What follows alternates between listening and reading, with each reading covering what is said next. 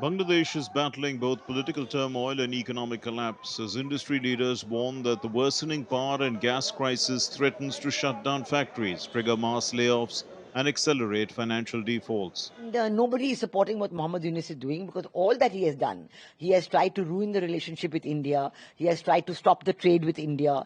As a result, factories in Bangladesh are closing down. There is unemployment. There are high prices because if you don't import from India, from wherever else you import, the prices are much higher.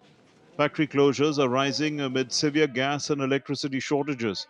Offshore drilling and coal extraction are deteriorating, fueling fears that half of all factories could shut down within months. With interest rates at 14 to 15%, businesses face financial ruin, while the country struggles under a mounting debt burden.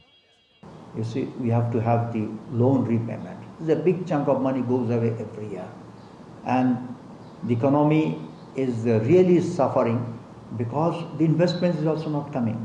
The youth have taken it upon themselves to fill a political vacuum. The National Citizen Party, NCP, was officially launched on February 28, 2025, making history as Bangladesh's first student led political party. It emerged from the Students Against Discrimination movement and the Jatiya Nagorik Committee, which played a key role in the July 2024 uprising. তো রাজনৈতিক দল করেছি অবশ্যই সেই Since we have formed a political party, we do have aspirations for power. However, we will engage in pragmatic politics. We are aware of our limitations, but we have entered the field with a long term vision. Our goal is not just this election or the next 5 or 10 years, rather, our dream spans the next 50 to 100 years. The National Citizen Party's Vision 2035 outlines a shift towards a green, high tech economy. Key proposals include a one stop digital investor center, zero tariffs on capital goods and high tech industries, and a 10-year tax holiday for strategic sectors like semiconductors, AI, and renewable energy. They aim to fully embrace Industry 4.0 through special economic zones dedicated to AI, IoT, software, and renewable energy. They have decided to form a party, most welcome. I think all the political parties have welcomed them to form a political party.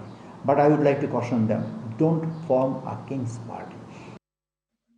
Regardless of leadership, Bangladesh faces a political vacuum and mounting economic challenges.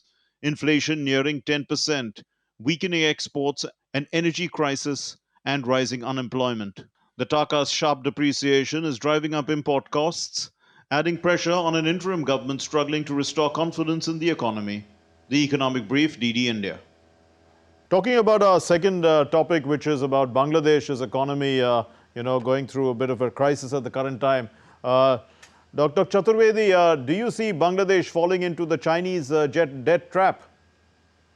This is very unfortunate situation, Mark, we are ending up with. We have seen how the free trade agreement of Maldives landed up Maldives in a situation where eventually the government had to work and Maldives themselves had to assert against the purchasing commitments that were done.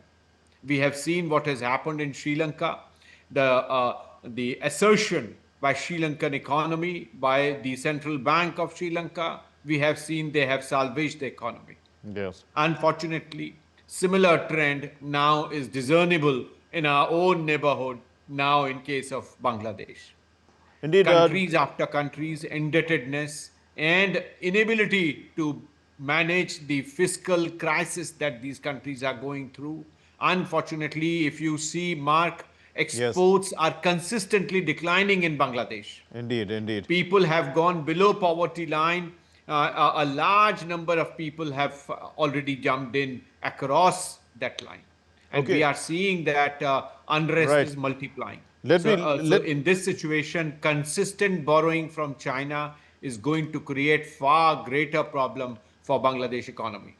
Indeed. Dr. Banik, can anything move forward in Bangladesh if what is seen as an interim arrangement seems to be looking like an indefinite arrangement there in Bangladesh because the interim government is not calling an election. And also the youth who were part of this movement to start with, they're also getting restless and they've entered politics, they've formed parties and all that. What do you think is likely to be the outcome of all this in terms of the economy? What's happening in Bangladesh is, unfortunately, is most of the productive assets are getting lost, because if you see what is their major exports item, it's textile. Right. And most part of the intermediate inputs, be it cotton, be it yarn, actually goes from India to Bangladesh.